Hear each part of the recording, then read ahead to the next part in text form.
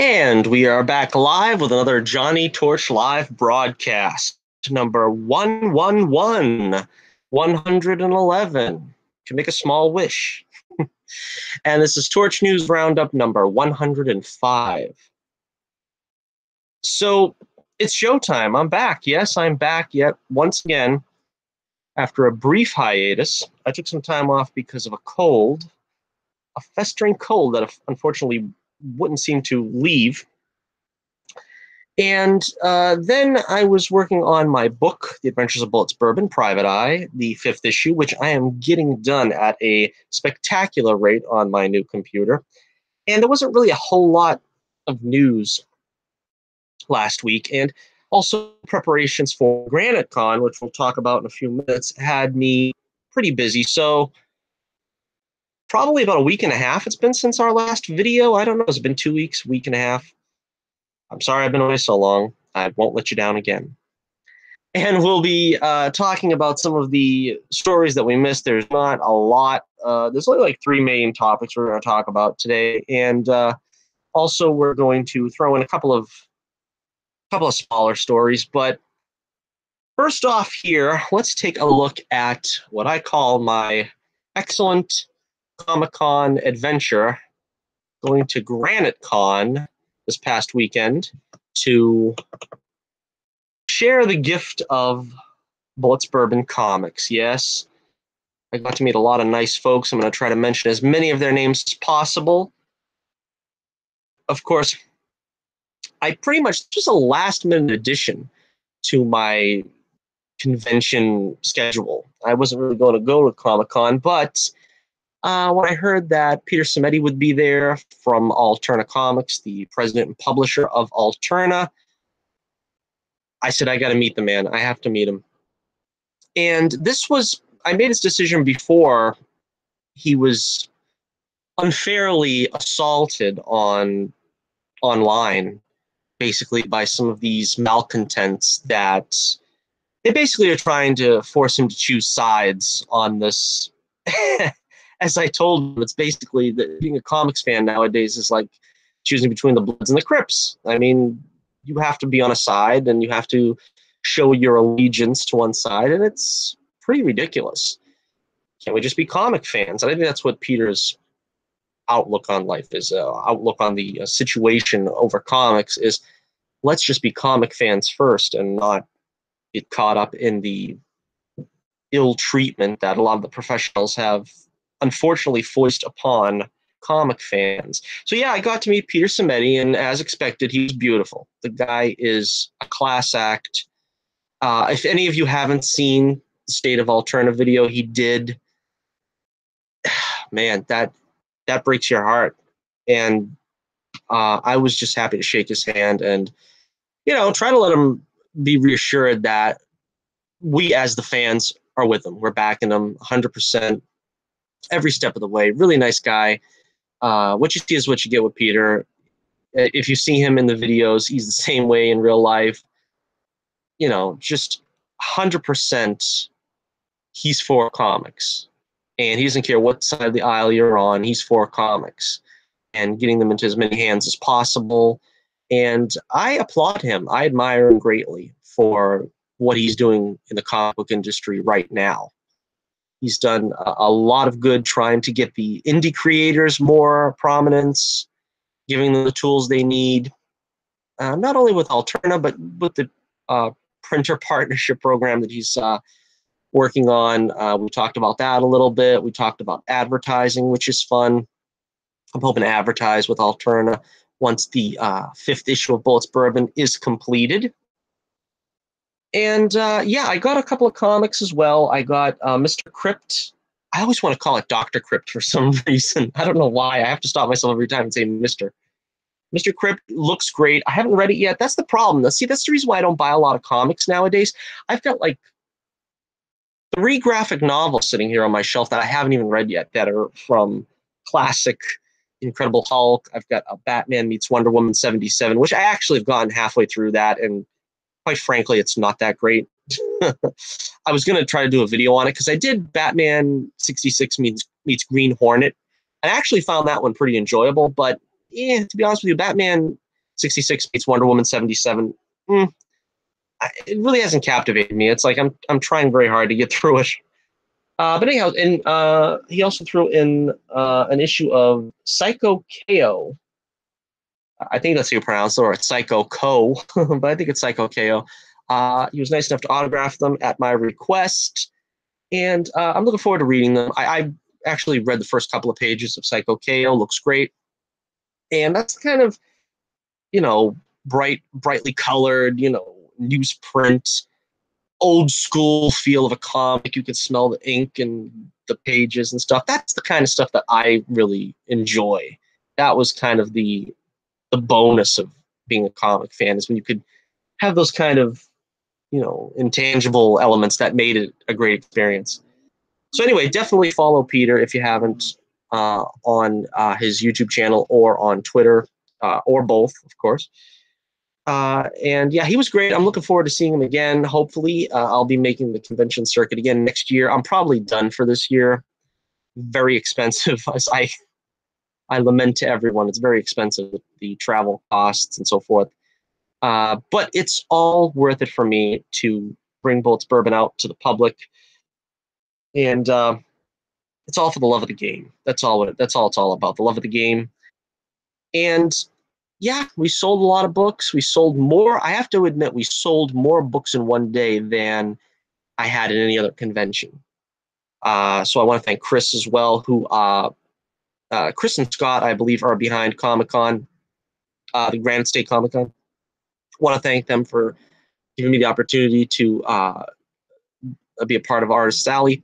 I want to thank Jason for recommending me Granite State Con, and it was every bit as great as I had expected. Okay, also, when I'm at these cons, I always like to get the cards of a lot of the vendors and artists that are there, and I try to share with people these names of the folks that I met. So we'll take a couple of minutes now just for me to go through some of these names of the people that I met there. Let's see. Criminal Concepts Comics. Now, I didn't know this at the time, but I guess they're really tight with Peter at Alterna. Spencer Desmond and Mike McSwegan. They do a comic called Cocaine Disco, which I looked at. It's pretty cool. It looks like it's, I think it's kind of like a post-apocalyptic type thing. I don't know. But yeah, it looks really interesting. So check them out. Criminal Concepts Comics. Let's see. Scott Even Amberson. He was an artist that was doing showcasing some of his work there. Very nice. Let's see. I ran a lot of cosplayers. I took a ton of photos. I love taking photos of the cosplayers, sometimes with me, sometimes just alone. Samantha Young cosplay. She was there as what's the name of the bad guy there on Power Rangers? I can't remember her name, but she looked great. I would love to be able to share some of the pictures with you guys. I tried, and I can't seem to get it from the camera to the computer, but I'm going to work on that and see if maybe I can't get some of them on Twitter. So keep an eye open on my Twitter page, and you'll be able to see some of them, hopefully. Of course, you could find my Twitter page in the link in the description below. Also find The Adventures of Bullets Bourbon Private Eye that we were selling so brazenly at Granite State Comic-Con there. I got a lot of people that, had interest in seeing further issues, and that always means a lot to me. When you get all 4 issues and you ask for more, that's what makes it worthwhile. You really want to have the fans interested in where the series is going next. So we got a couple of people, a bunch of people, a good 4 or 5 people that bought all 4 issues. And yeah, I tell them, keep an eye on my Twitter page or my website, and you will find out when the next issue will be available. I think it'll probably be sometime at the end of the year, if not at the very beginning of next year. But keep your eyes open for that. Okay, KC Creations, Crystal Naylor and Katie Ringwood were there, and I got their card, which was quite cool. Dan Vincent, Art and Lights, another artist that was at the show. Carillion Dry Goods. This was a fellow dressed as Han Solo. He looked really cool, and he gave me his card, which I'm not sure exactly what Carillion Dry Goods are, but I'm sure he's smuggling them. Joey Sheehan, he's a writer and a letterer, as his card says. I talked to him for a few minutes.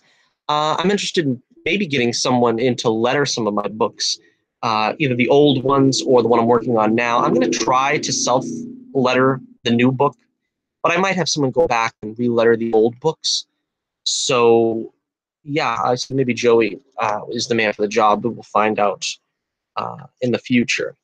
Aaron Bolduc, another illustrator and artist, had his card as well. And then there were my table neighbors, which I always like to get to know my table neighbors. Ross Kearney, who had a couple of comics there and a children's book about a Yeti, which I don't have the name of that book on his card here, but Comic Link is the name of his website. You want to check him out. He was very nice to talk to and shoot the breeze with, as was some of the neighbors to my left.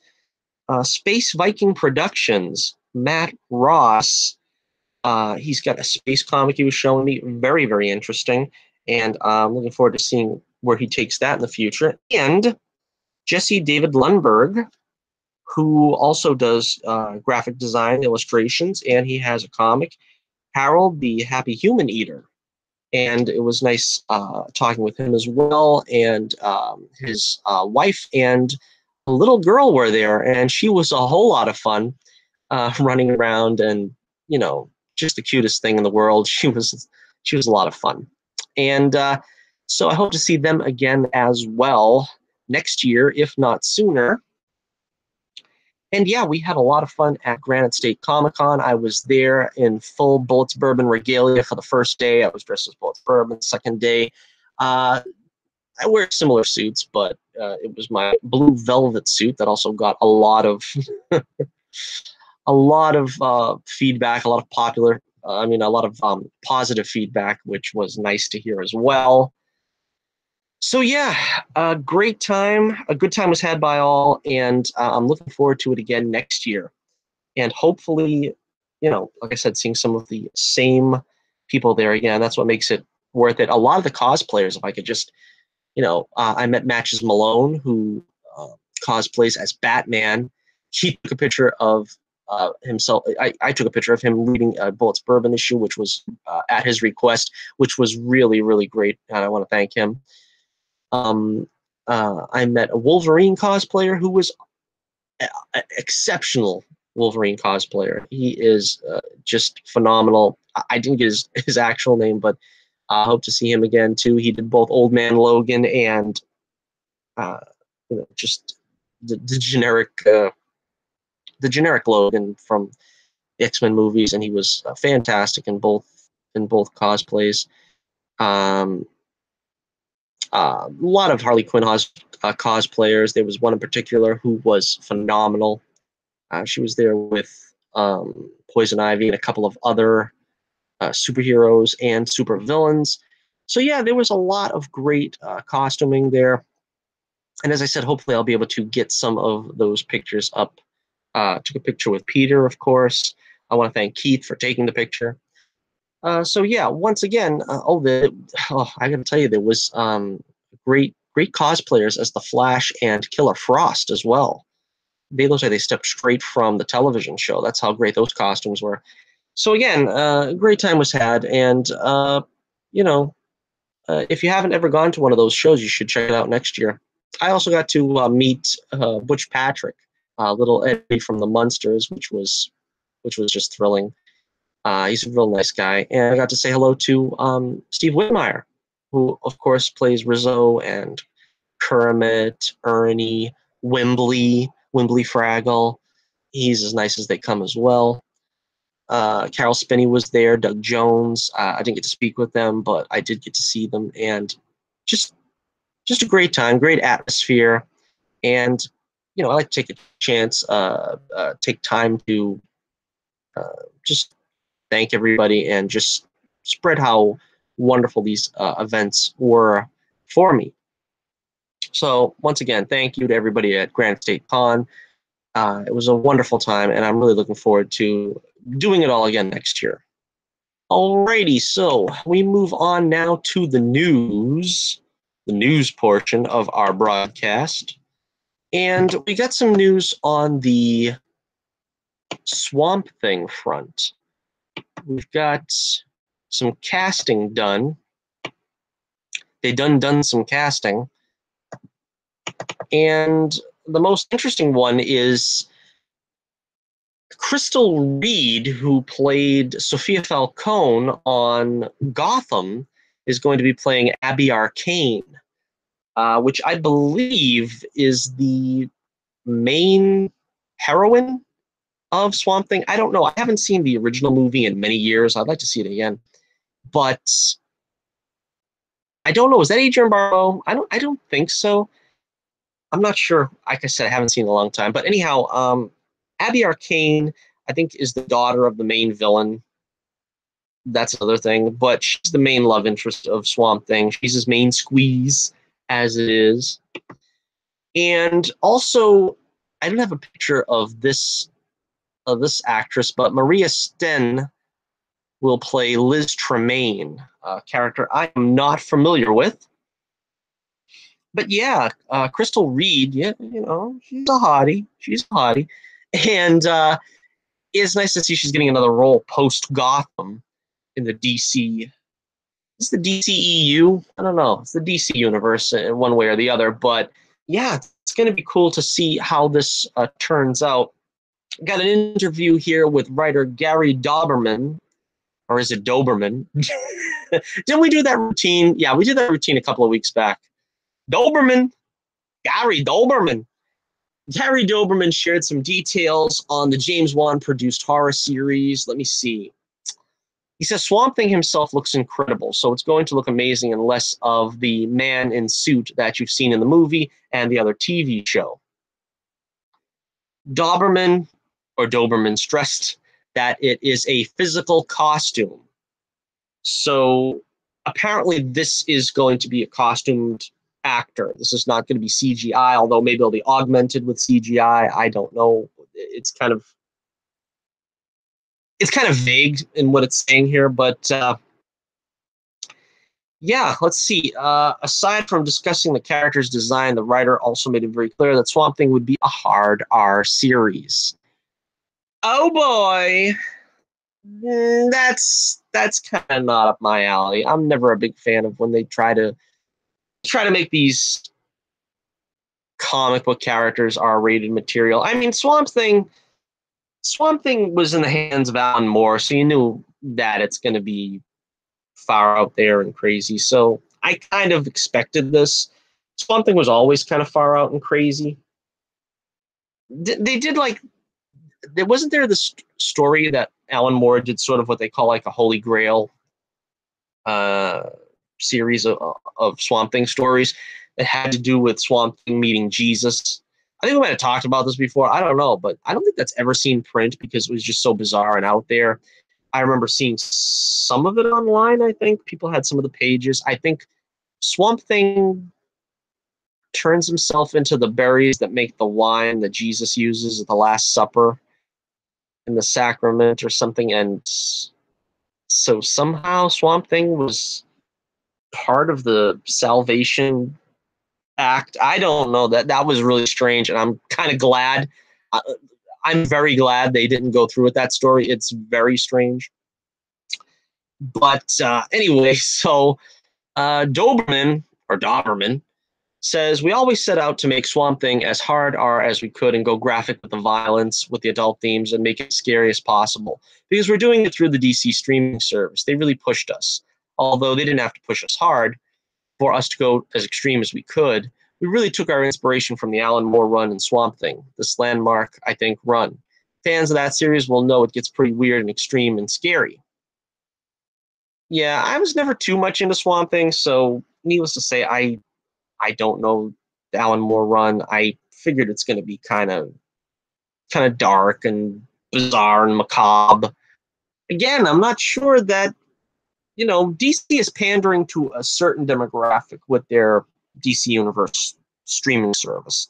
I don't know that there's a lot of people that go to their comic properties for hard R stuff.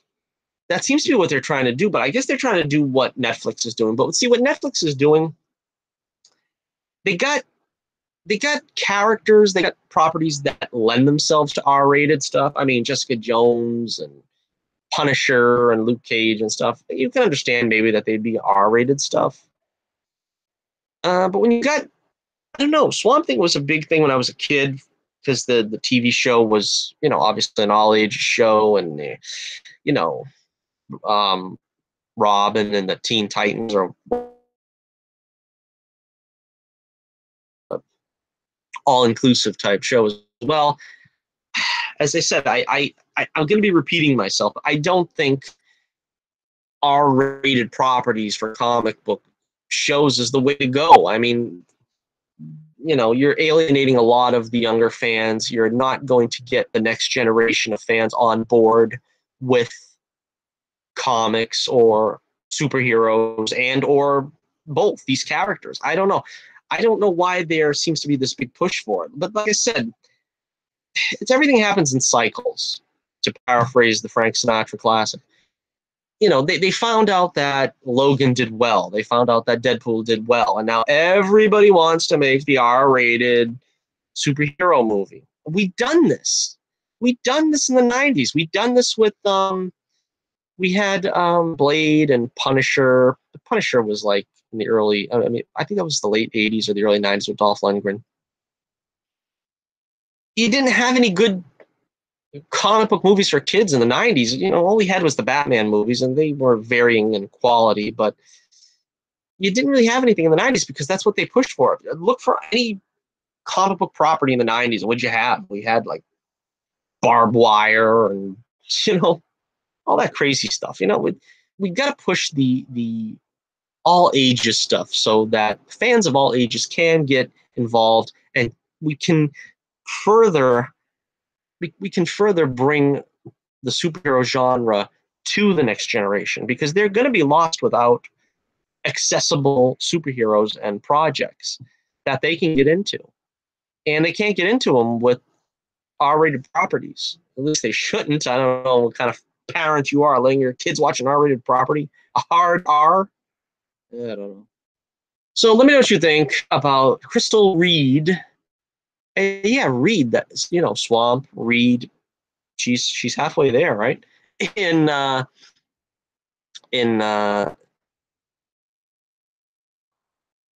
Swamp Thing. Okay, let's get on here to our next topic now. We're talking about streaming services. Let's go on to this one. I'm going to talk briefly about the Daredevil Season 3 trailer that just dropped from Netflix, Daredevil Season 3. I have to admit, I haven't been, and everybody knows this that's followed me on YouTube for the past couple of years, but I haven't been a fan of the Netflix Daredevil shows. This has nothing to do with the cast. I think they're fantastic. Charlie Cox, Deborah Ann Wall. Right down the line, they've been fine.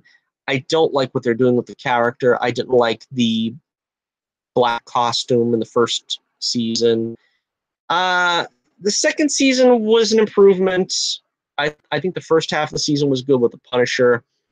After the first 4 episodes or so, I kind of felt it went downhill. I didn't really like what they did with Daredevil in Defenders.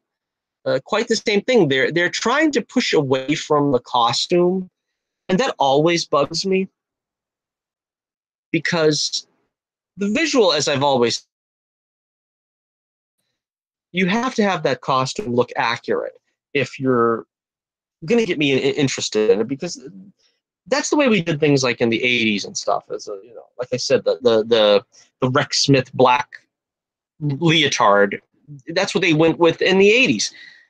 You don't want to do that in a day and an era here where it's widely accepted.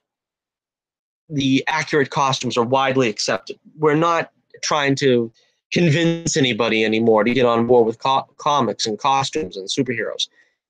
Arrow, like I always like to say, Arrow was timid as well when they first started out. They had to have the green face paint on Oliver Queen as Arrow. And it's the same thing here. It's like they're trying to get further and further away from the original look, the original concept. I don't like it. But having said all that, this commercial got me real excited. This commercial got me jazzed. And we have Daredevil in the confession booth. Is that what they call it? I don't know. I'm not Catholic, so I'm not sure. But he's in the confessional. Is that what they call it? I don't know. And he's obviously talking to the priest, and he says, once I believe justice could be found in a court of law in the light of day. Truth is, and as you can see, he's in the original black costume, and he looks bloodied and beaten. And, you know, I got to admit, this looks pretty cool. This looks really exciting, because the only thing I'm afraid of is I'm afraid they're going to do the broken Matt Hardy, no, the broken Matt Murdock routine.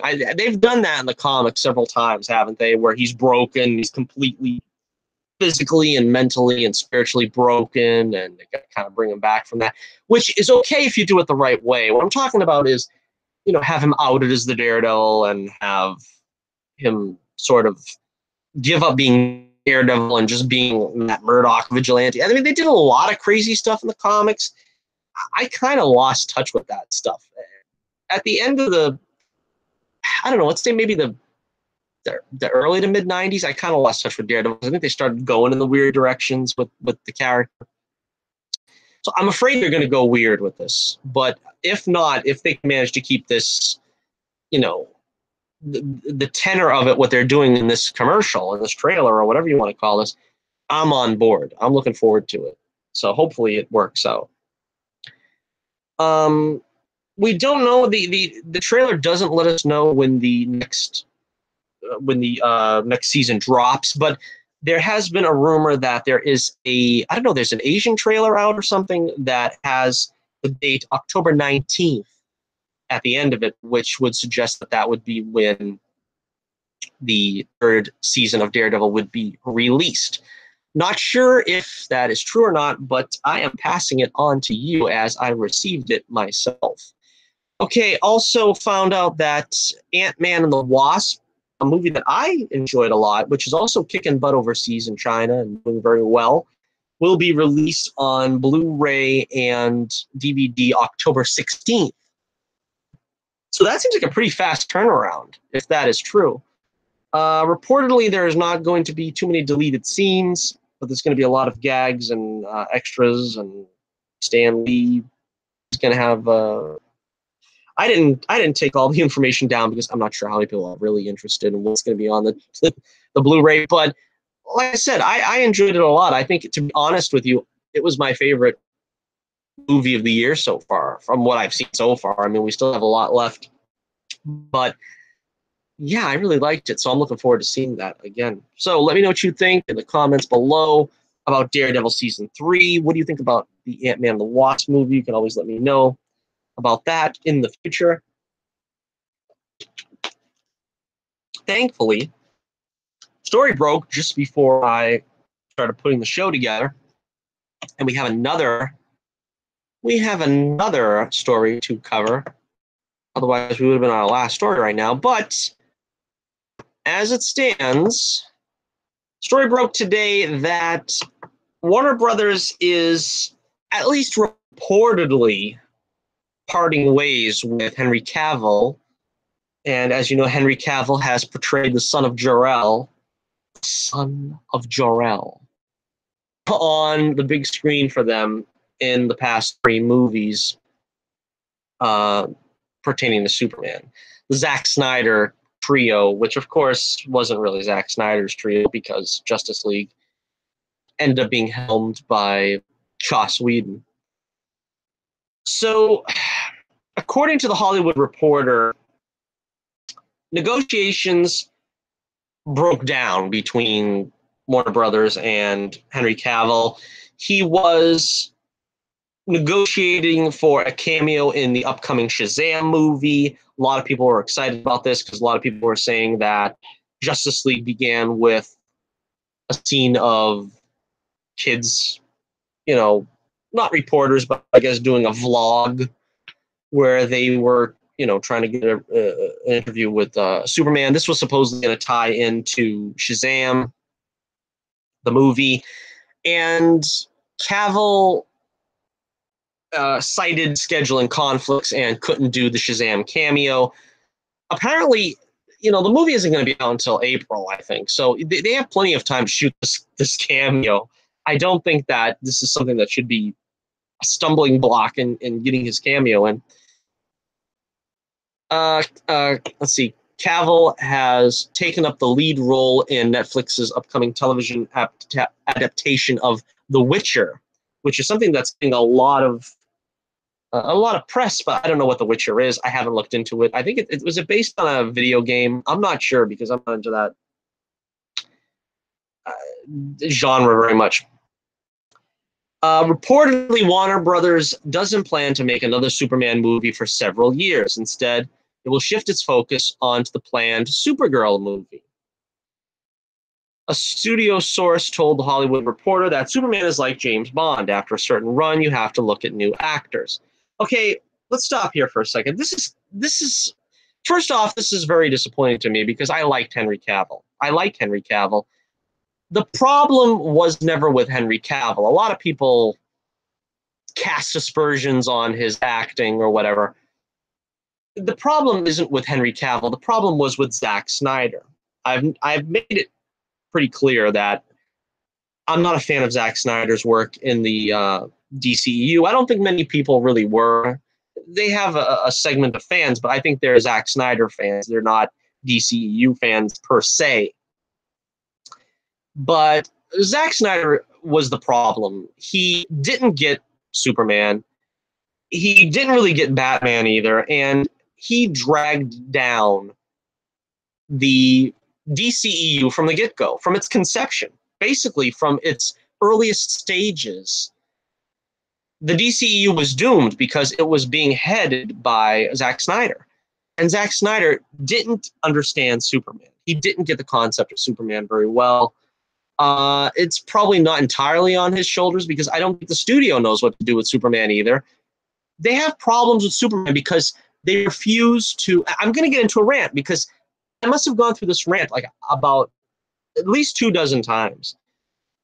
You can check my Man of Steel review. I had a mini rant in that as well because for some reason they can't get their head around what makes Superman a great character. Now, Snyder tried to make him mopey and,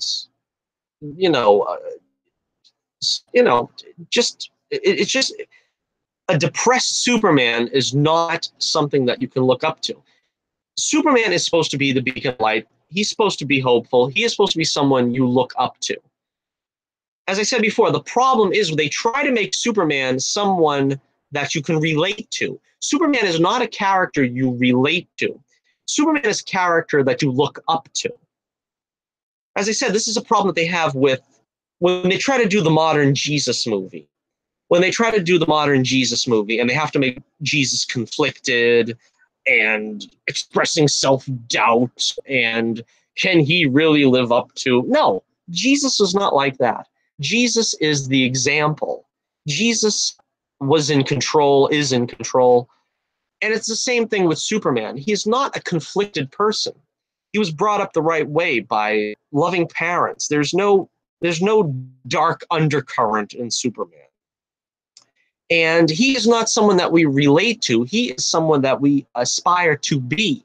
Like Jesus. We don't relate to Jesus. I don't relate to the Son of God. I aspire to be like what Jesus taught us to be as the Son of God. So the same rules apply with Superman. He is the example. He is the example that is set for mankind to look up to.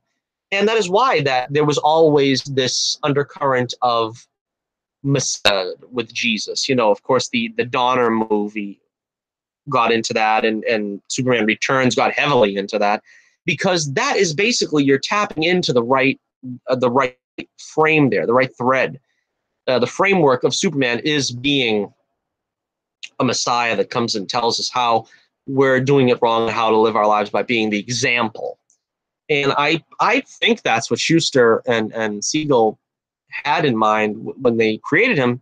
A lot of people want to tie the Superman story to Moses, but honestly, it fit more in with the Jesus story, the Christ story. So anyway, once again, I don't think that they know what to do with this character. Again, with Christopher Reeve, it was very closely knit to the Christ allegory, and he was the ultimate patriot, truth, justice, and the American way. That's gone on since the 40s and World War II and so on and so forth. They are afraid in this modern woke society that we can't make Superman the patriot. We can't make Superman the, truth, justice, and the American way, because we're going to alienate Chinese markets. We're going to alienate, the Asian markets. We're going to alienate the other countries that hate America, and we're going to look too corny to the average American layman. They don't get it. That's the problem. They just don't get it. I mean, this is a symptom of the SJW society as well. We're taking, that's the story, that the most recent story that broke is, we're taking the American flag off of Neil Armstrong in Ryan Gosling's new movie about Armstrong and the moon landing, and we can't see them plant the flag because why? Because somehow that's going to offend somebody. We've got to be all encompassing. We've got to say that everybody's responsible for the good things that America did. It wasn't just America. Who was America to have done anything, even though they did all the great things of the 20th century? And that's the kind of the thing. We can't have Superman be the poster boy for all the great things that America stands for, because we're supposed to be self-loathing. Don't you know that? America is not supposed to be something that you look up to and say we're the standard bearers for the world. How would that make the rest of the world feel? How would the Middle Eastern hellholes feel if we told them that America is the standard of the civilized world? And that's garbage. That's the stuff that just really, really aggravates me. And again, that is part of the problem. They don't know how to accurately portray Superman. It's not Henry Cavill's fault. He's a good enough actor, and his stock is only going up. I mean, he got a lot of great reviews from the Mission Impossible movie that just came out. I really don't know, because I haven't seen any of those movies. I'm a big Tom Cruise fan, but he's doing good. He's got a new show now. What is it called? The Wicker People, King of the Wicker People. No, The Witcher. Yeah, he's in The Witcher. His stock is going up, and I think I did see Grace Randolph talk about this, and she said that he's kind of being a diva, which is probably true.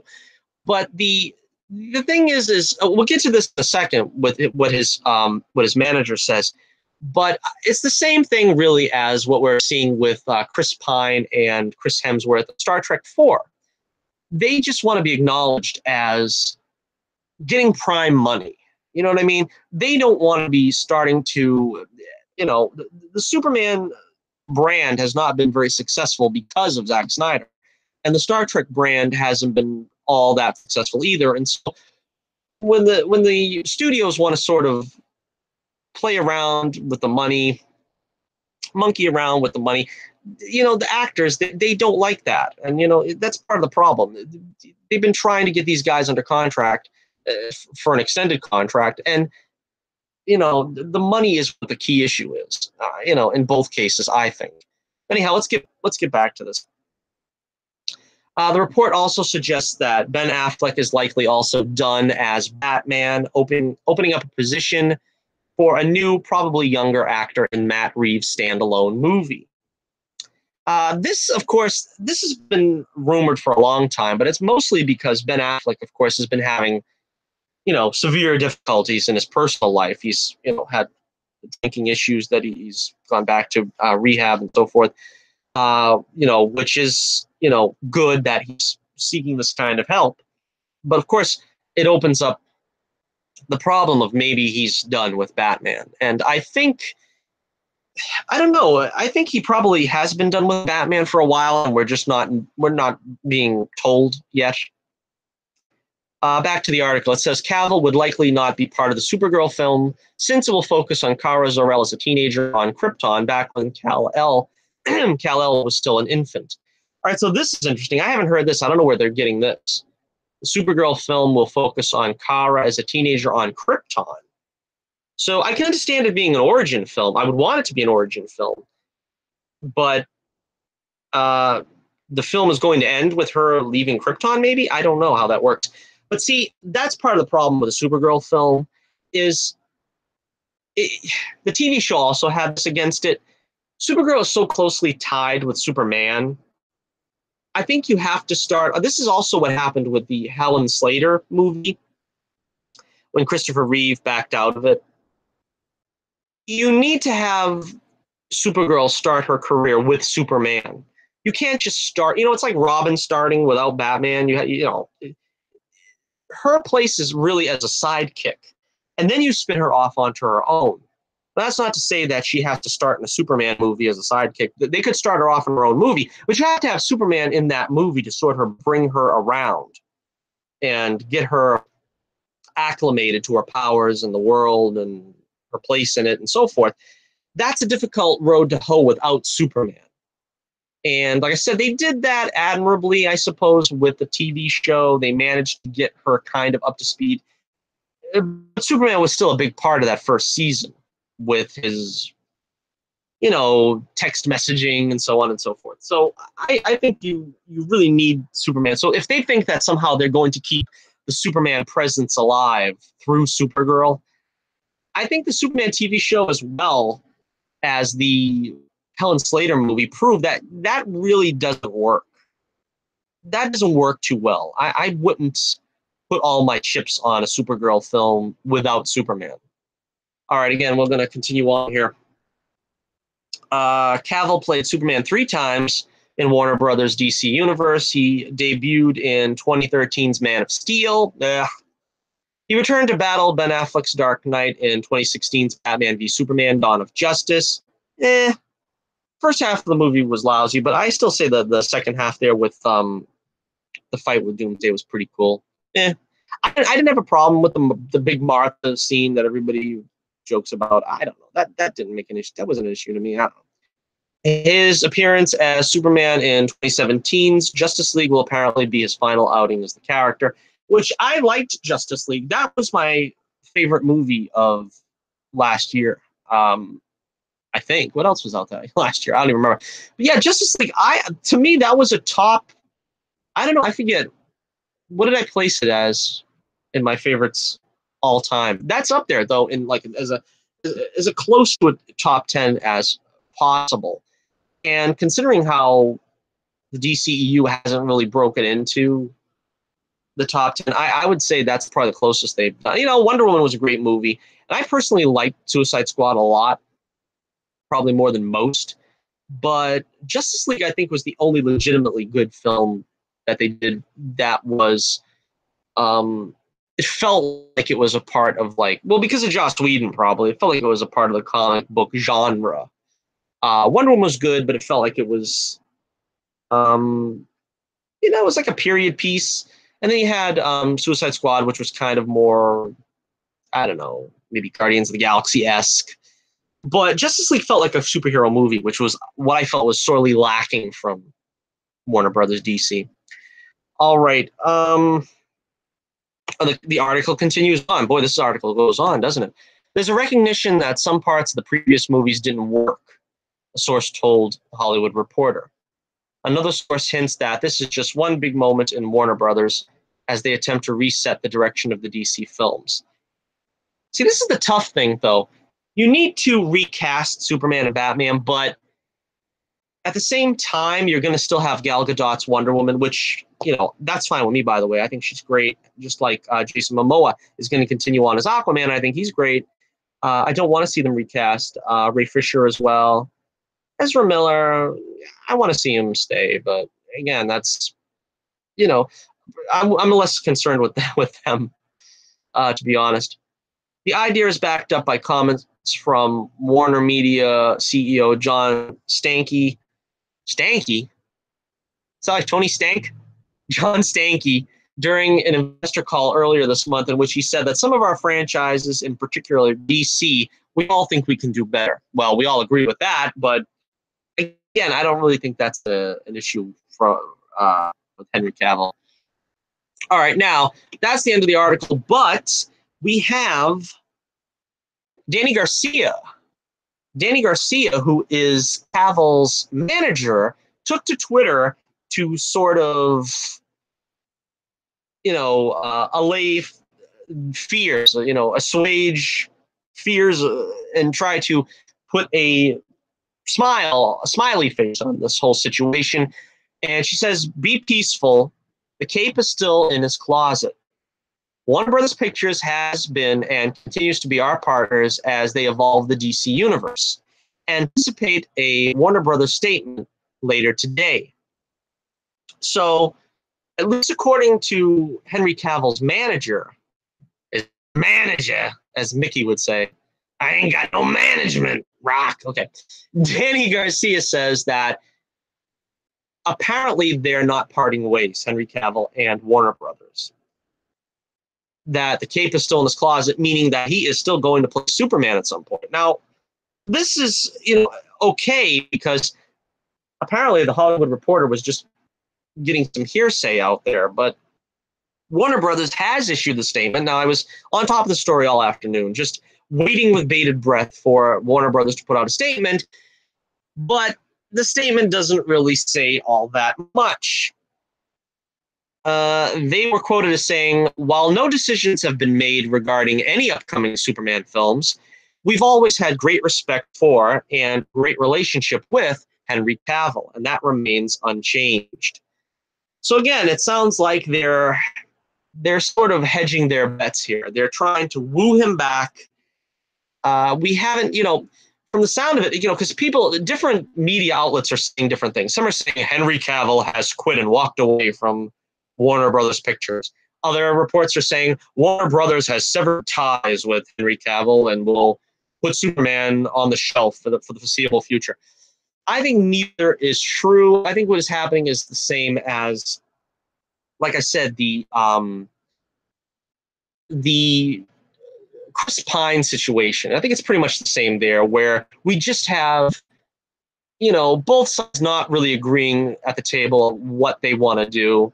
And we just got to let the negotiations take place, as I guess you would hear in the Phantom Menace. Maybe the negotiations haven't failed, but they're still on the table. We're still going to see what happens with these negotiations, and hopefully we get Henry Cavill back. Hopefully, at least I hope that he'll be returning to the role as the Man of Steel.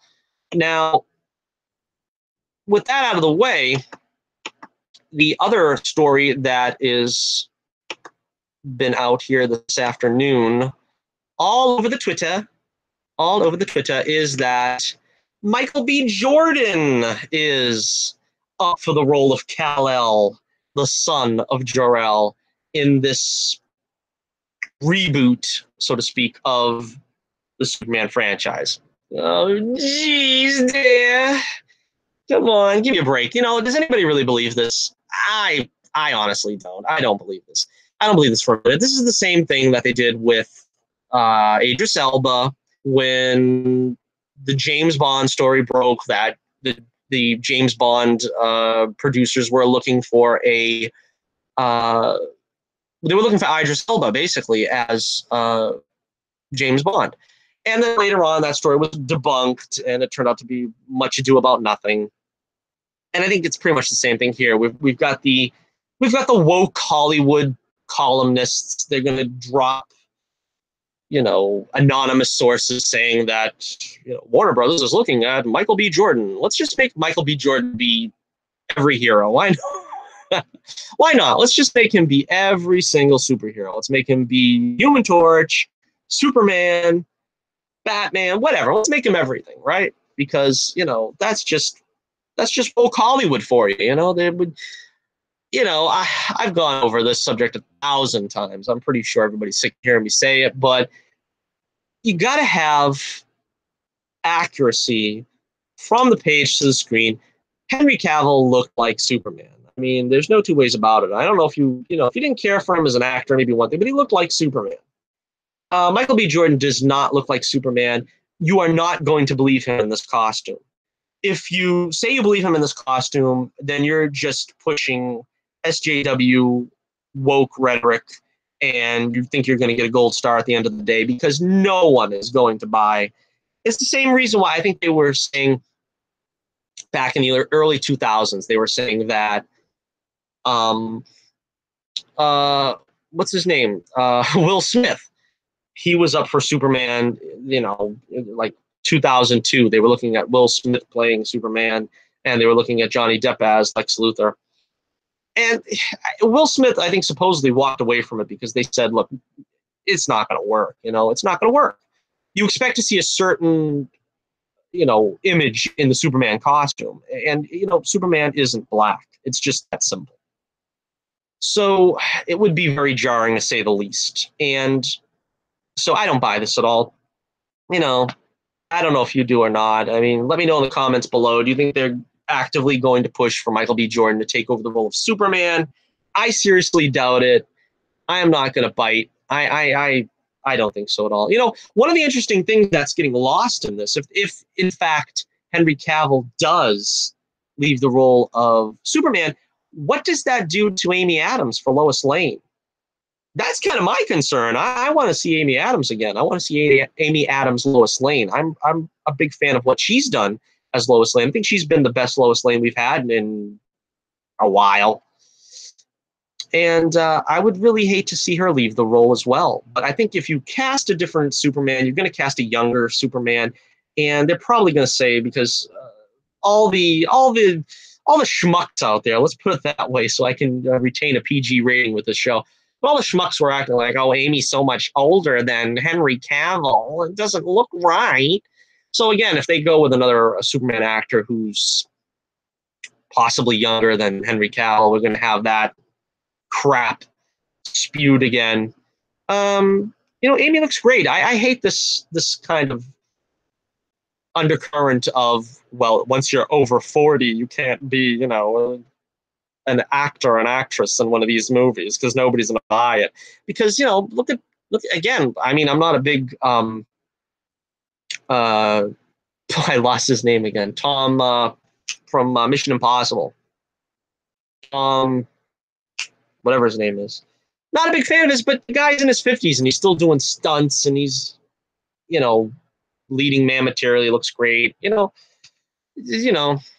Tom Cruise. I would forget my own name if it wasn't stamped on my hand. But yeah, Tom Cruise.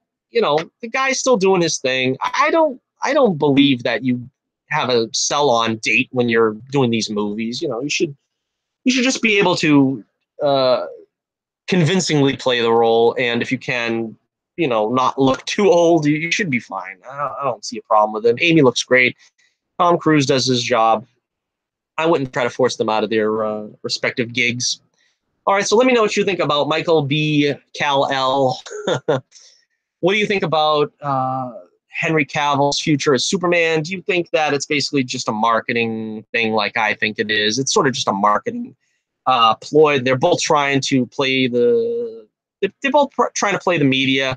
Obviously, I think Cavill's trying to find his worth, trying to get the fans on his side, and trying to extend his contract. I think Warner Brothers probably wants to pay him down a little bit and sort of test the waters to see what they can do with another actor. If they can get the right actor, maybe they drop Cavill. I don't know, but again, my stance on it, I think it's just a marketing thing. I think they'll probably come back to the table again, just like the Chris Pine story. And I think Henry Cavill should be back in the role. I think now the end of Justice League was the only time he actually played Superman.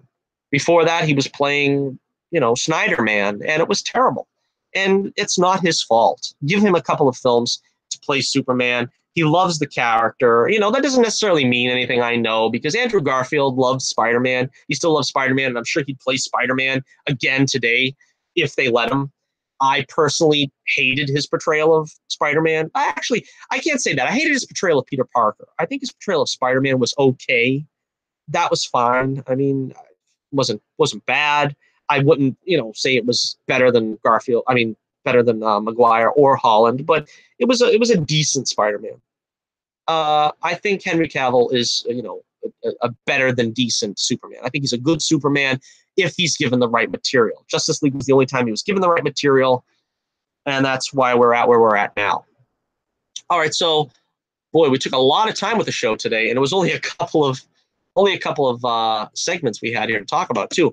But going on to our next bit of business here, we have, and everyone is so excited about this.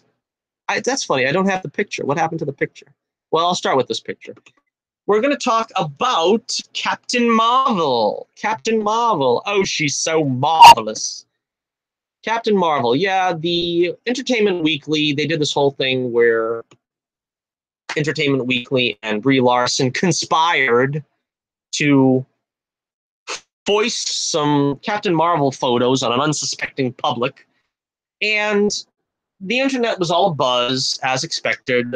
Twitter was ablaze. And YouTube had a bunch of, quite frankly, I think a lot of snark when they were disseminating these photos. And I would have liked to see a trailer. The costume was a bit of contention because a lot of people were saying that she's only going to have the green costume, and where's the actual Superman, the actual Captain Marvel costume. As expected, she did wear the actual Captain Marvel costume in these photos. She does look like she has a very comic accurate Captain Marvel costume in these photos. We'll get to that in a second. First, I want to talk about, like I said, a lot of people are throwing shade here at the movie. A lot of people are criticizing it and saying that it's going to be very woke, very SJW. I don't see that with these photos. I don't know how you can tell that. A lot of it, I think, comes down to a lot of these YouTubers or fans' distaste of Brie Larson, which I understand, because she seems to come off as a bit of an abrasive personality. She's, I don't know, she did tweets about how it's tough out there being a woman, and you have, security at airports trying to hit on her, and how dare they, and stuff like that. I mean, I imagine it's not fun if something like that happens to you, but it comes off being very first world problems. I imagine you want to be respectful of Brie Larson, but if I had a chance to hit on Brie Larson, would I? I don't know. I mean, she's kind of taking it as a mortal sin, and it's, if you're a hot chick, you're gonna get hit on. I don't know, but a lot of people sort of are taking her abrasive personality. Let's call it what it is, an abrasive personality, and sort of not liking what they see in Captain Marvel because of her. So I think in a way that's sad. I'm not really projecting anything on Captain Marvel from Brie Larson's personality. All right, so we got our first picture of her here. She's, I guess, wearing a shield hat. Is that what that is? I can't tell because this image is kind of distorted in my viewer screen. And she's got a 9 Inch Nails shirt. So 90s. They're saying that this is going to be a very 90s feeling film. It's going to feel like the 90s films, I guess. I don't know. I was never too big on the 90s. I'm more of an 80s guy myself. All right, we'll take a look at some of these photos here. All righty. This is... Wait a second. Where is everything? Where is everything? Okay. This is Ronan the Accuser. He's coming back. There's the director, or one of the directors. I don't even know her name. But, yeah, I'm glad to see Lee Pace back as Ronan. I really liked him. And, of course, this movie is apparently gonna take place, like, in the middle of the Kree Skull War. So that's exciting. I'm really looking forward to that because, you know, this is sort of what I was hoping for. I mean, I got Guardians of the Galaxy instead of this, and you know, I'm not bashing Guardians. That turned out to be pretty good. The first movie, anyway, was really good. But you know, I was tempted. I was teased with the Kree Skull War. I wanted to see that, and I really didn't get that. And I think I'm going to get it here. That's Jude Law, of course, playing. Well, we don't know who he's playing, do we? That's everybody's suspecting that he's Mar-Vell, and I would probably take that bet. I think he's Mar-Vell. I don't know exactly what is the name of his force. He's not with the Nova Corps. That much is clear. I like the costume. I like the way they've got him wearing the same costume as the original Mar-Vell, but with the green color scheme of the other Mar-Vell costume. I don't know if that's the updated one or that's the original one. I don't know. I'm not up on my Captain Marvel, but anyhow, that's pretty cool. And he's still got the hammer whammy thing there, whatever Ronan has. I don't know. That's just a cool name, Ronan the Accuser. I like him just on that basis alone. But no, he was cool. He was a cool presence in Guardians, so I'm happy about that. All right, we've got. This is Maria Rambeau, Photon. Get it? Yeah, you get it. You know. Yeah, Captain Marvel. Actually, when I was a kid, Captain Marvel was the Black Captain Marvel. That's who we had. We had Monica Rambeau. And this is apparently going to be her mom because this takes place in the early 90s. And I'm just trying to speculate. I think she's supposed to be a single mother. So if Monica is, I don't know, let's say, I don't know what, 3, and this is like 1993 maybe or something, she'll be, I don't know, 38. I don't know how much, she'll be 28. Yeah, I don't know. Math is tough. But I'm trying to figure out exactly how old, but I guess Monica will probably be in the modern Captain Marvel sequel when they make it, if they make it, which they probably will make it. Photon, of course, is also, I think, that's one of the names of Captain Marvel. I think it was the Carol Danvers Captain Marvel was named Photon, but maybe they also did that. To be honest with you, I didn't like. I was a big fan when I was a kid of Miss Marvel, but they did a shambles with her, as everybody knows. The problem started with the Avengers 200 when they did the story with Miss Marvel getting pregnant from some kind of alien force, and then it turned out to be her son was actually her lover, and oh man, boy, was that messed up. And then they put her on the shelf for a couple of years. Then she came back, and she was sort of angry with the Avengers for letting her go off with this son, lover, rapist, whatever, and which was kind of strange. Although, it was strange because she's angry with them, but she decided to do it of her own accord. But then again, Chris Claremont did the best he could in a bad situation. So I don't blame them. But what came out of that was just a mess. Then they put Captain Marvel on the shelf for many a year. They kept trying to bring her back and all kinds of crazy. There was Photon. There was a bunch of other things. They also had Rogue touch her and Touched by Rogue. And this is before Rogue was sort of the Southern Belle, you know what I mean? She was sort of like a bad guy at first, and she was sort of like this crazy aunt or something. And she just completely decimated Captain Marvel of her powers, Miss Marvel. So she went away again, and we got the Black Captain Marvel. And I wasn't really going to give you this whole. I've been gone for so long.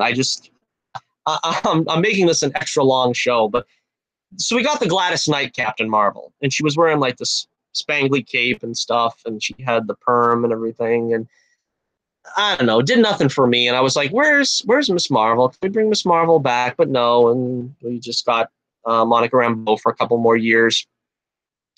Then in the late 90s, early 2000s, there was a push to bring back the original Miss Marvel. Miss Marvel came back. It was fun.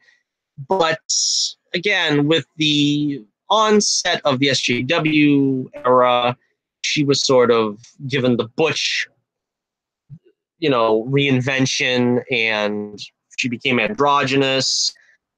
Very strange what they did to her. They wanted her desperately to be their answer to Wonder Woman. Didn't really happen because of the wokeness that they completely divested her of any feminine qualities. And really, like I said, as someone who really liked Miss Marvel back in the day, I was sorely disappointed. And that takes us to the cover here. A lot of people are worried about this is going to be woke Captain Marvel, and they're going to go SJW on this. It's going to be full SJW. The future is female. The sad thing is, though, is Miss Marvel was always meant to be the feminist superhero. Now, you try to remember going back in the 70s, and her tagline was, "This female fights back."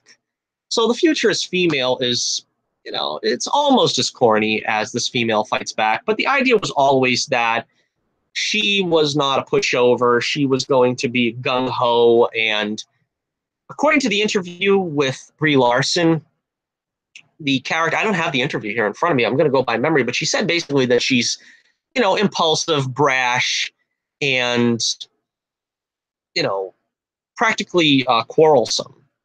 And to me, that is Carol Danvers. So I don't see really why a lot of the, well, for lack of a better term, comic skaters are kind of seeing this as them's fighting words, so to speak.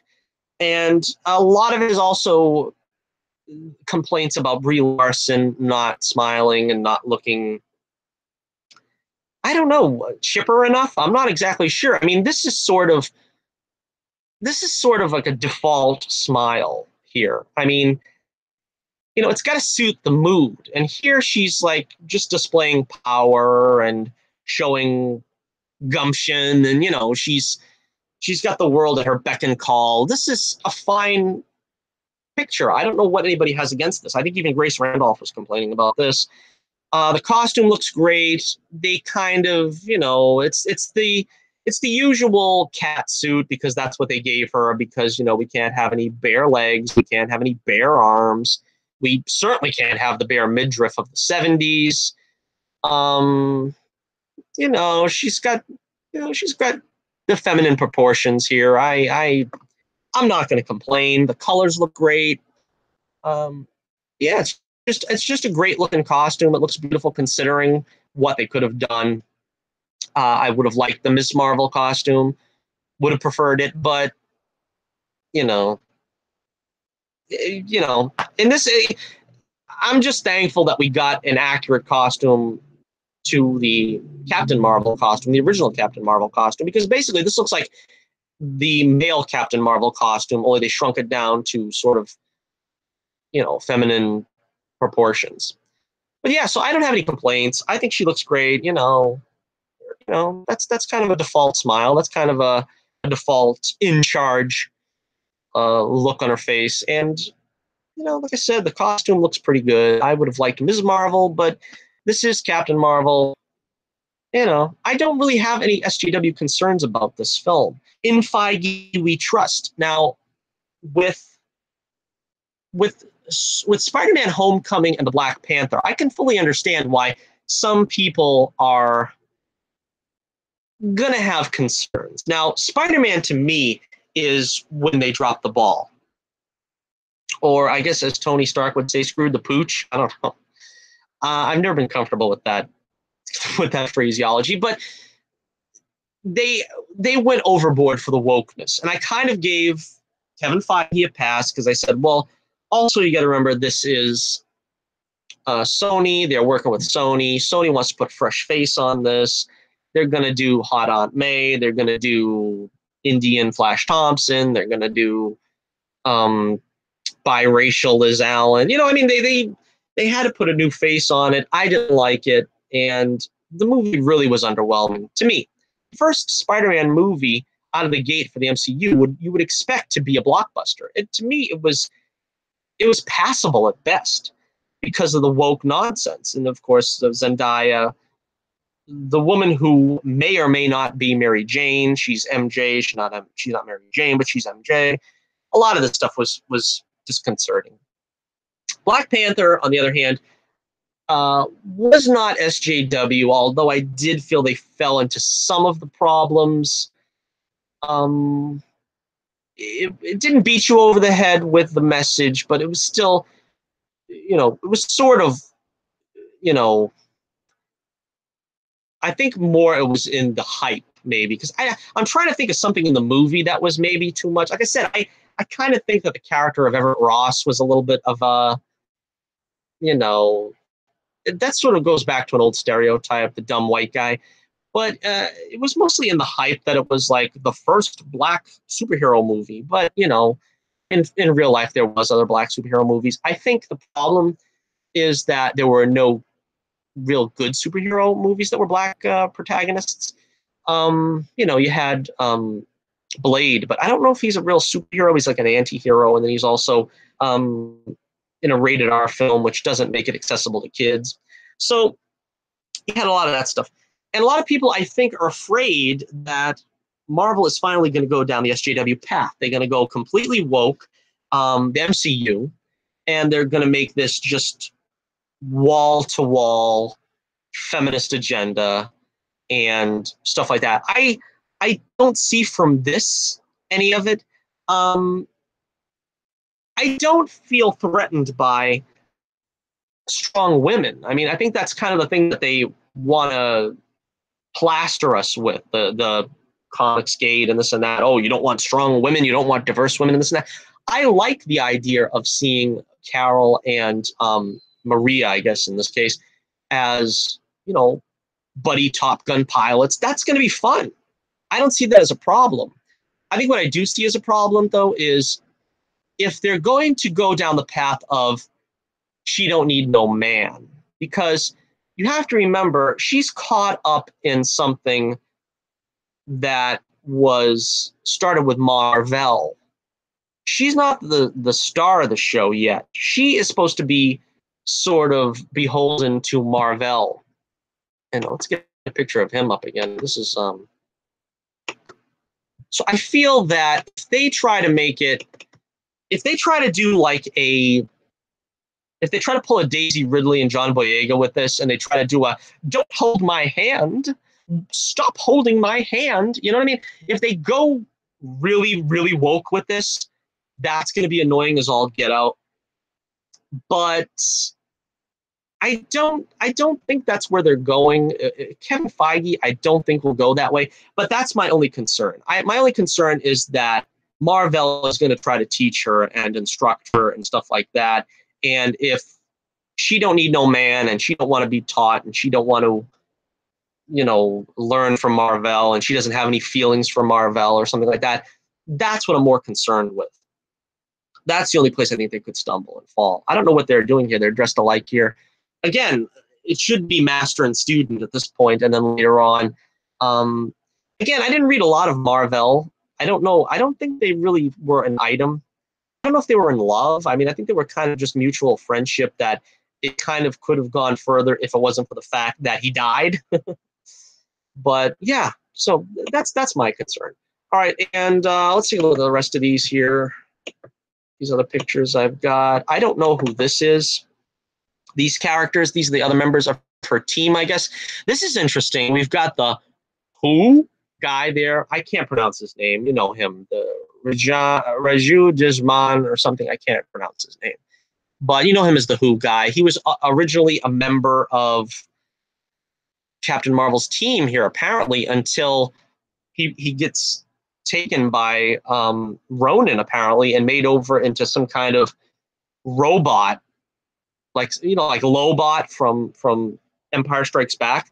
I think apparently that's what's done to him. He gets like co-opted by Ronan. He gets captured by Ronan, made into an underling, which is interesting because that's going to make a lot of his scenes in Guardians a lot more pathos, because he gets killed, and it's like, well, is it really his fault he's doing what he's doing? That he's working for Ronan? That's going to be something. If they could add a layer to it, I'm all for adding layers to stuff. If it's not if it's not ruining continuity or ruining the, you know, the character or something, that's cool.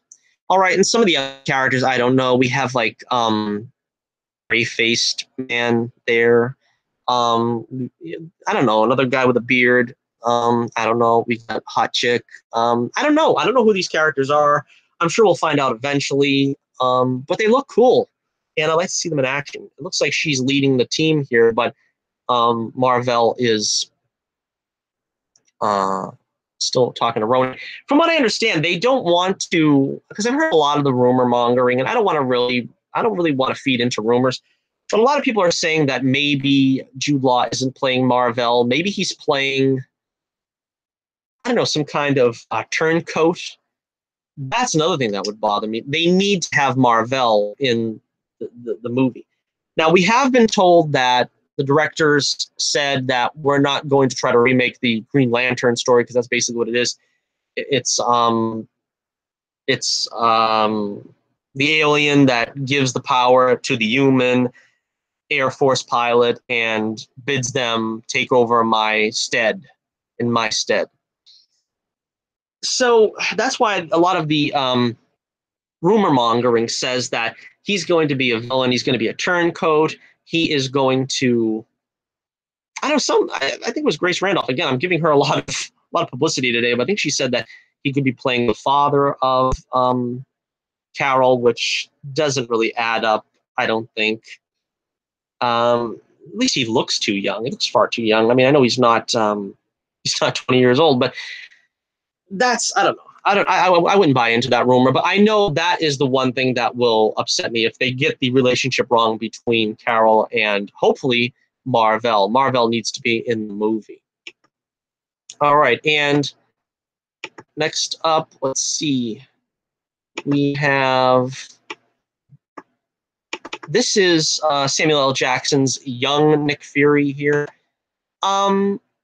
Not entirely sold on this. I think this is CGI'd Sam Jackson. That is fine.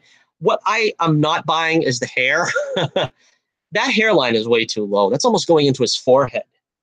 I don't know. I mean, I realize, you know, he's going to have hair because he's younger and this and that, but I don't buy that hair piece at all. That looks like it's going into his forehead. And I understand that, it just, I don't know. I mean, the hairline can go to your forehead, but I don't know. That just doesn't look right to me. I don't know. It just doesn't. I don't know. He's already been in a scrap. It looks like he's got the stitches over his eye. Looks like he's talking to Captain Marvel. I can't really see here. I mean, you can't tell over her shoulder. It looks like it is. And I'm hoping to see him interact with a young Phil Coulson, because he was promised to us in this film as well. Maybe that's the reason why he's not going to be in too much of Agents of S.H.I.E.L.D. this year. Maybe because he's filming. I don't know. I think the filming's done on this film. I'm not sure, but I don't know. We'll see. All right, and we have to, of course, take note of the Skrulls. Everybody wanted to see Skrulls in the Marvel Universe. And here they are, and I like the way they look. I just think that they're not green enough. Again, this is kind of like, I don't know. I mean, I like the Kree on Agents of S.H.I.E.L.D. This feels like they did sort of a Skrull version for Agents of S.H.I.E.L.D., and I'm fine with that because they look like they belong. They look like they belong to the same universe. I think the Kree Skull War is going to be really cool because they both they just look like they come from the same universe. I guess that's the best way I can put it. The costuming is pretty good. They got the ears, the pronounced ears, like the Skrull always had, which is cool. They got the really puckered chin, like the Skrulls always had, very Thanos-esque, kind of. But the skin tone should be more green, should be darker green. Agents of S.H.I.E.L.D., Kree were very blue, and so I would like to see the Skrulls be very green. Even Ronan, he was very blue too. I liked the look of his coloring. So that's pretty cool. All right, and we've got one more. Let's throw this one out here to end on. We have Carol in the cockpit of her fighter pilot, which I don't know what that plane is called. I don't know. Doesn't say, but there she is, Captain Marvel in all her glory. So yeah, the final verdict, I am pleased. I am cautiously optimistic, but generally optimistic. I don't see any real red flags here. The only thing that gives me pause is things we already knew, which was, are they going to do justice by Marvel? Are they going to put Marvel in the movie? Are they going to have him be the leader before, dying and having Carol take over? That's my only concern. I don't think they're going to go off the deep end with the SJW stuff, with the feminist stuff. I really hope they don't have, those woke moments, like I said, where she can't be under Marvel's tutelage. That's the kind of stuff I'm concerned about. But again, that's just me being cautious. But I'm pretty sure they're going to do justice by Captain Marvel. I hope so. And I'm really looking forward to the film. I'm not going to, I'm going to give them the benefit of the doubt. I'm going to give Kevin Feige the benefit of the doubt. He hasn't let me down yet. I'm not thrilled with Spider-Man. That's the only blemish I think on his record so far. But to somehow see that this is going to usher in a wave of SJW stuff, I don't see it from these pictures. If it's in the movie or the trailer, that remains to be seen. But from these pictures, I'm feeling pretty confident. I'm pretty sure that Captain Marvel is going to still be represented fairly and accurately, and not the SJW dreck of the Marvel comics that we've had to deal with in the past few years. All right, so there you have it. There is our long, lengthy show. Kind of makes up for the past couple of weeks where I haven't done very much. We have been talking about Henry Cavill. Is he out of the DCEU? Let me know what you think in the comments below. What did you think about these Entertainment Weekly pictures of Captain Marvel and the lovely Brie Larson? What do you think the movie's going to be about? Do you think we have reason for concern about the SJW onslaught coming to the MCU? And of course, the Swamp Thing casting that we got earlier, some interesting news there. If you were at GraniteCon, let me know, and I'd be happy to hear how you felt about the show. What did you think about the Bullets Bourbon issues, if you bought them, if you were some of the fine folks that were there partaking of the Adventures of Bullets Bourbon comics? Got to sign a lot of autographs, shake a lot of hands, meet a lot of nice people. Gave away some of my magnets, Bullets Bourbon magnets, that were really cool. Yeah, so it was a lot of fun. Once again, check out Alterna Comics. That's a lot of fun as well. I got a couple of issues from Peter Savetti himself, which was also great to meet him. So once again, check out the link in the description below for my Twitter page and for my website for the comic, The Adventures of Bullets Bourbon Private Eyes. You can see here, I am making great progress. I am working on issue 9 now, coloring issue 9, page 9 for issue 5 of The Adventures of Bullets Bourbon Private Eye. I still have a bunch to go, but we have, a good timetable now that I have the proper tools to get this issue out. And I am very excited that I'm going to be able to share the next issue so soon with so many fans and potential fans. So keep checking my website, keep checking Twitter for more updates. And until next we meet, once again, I am your host, Johnnie Torch, reminding you once again, keep the flame burning brightly, and I'll be with you again real soon.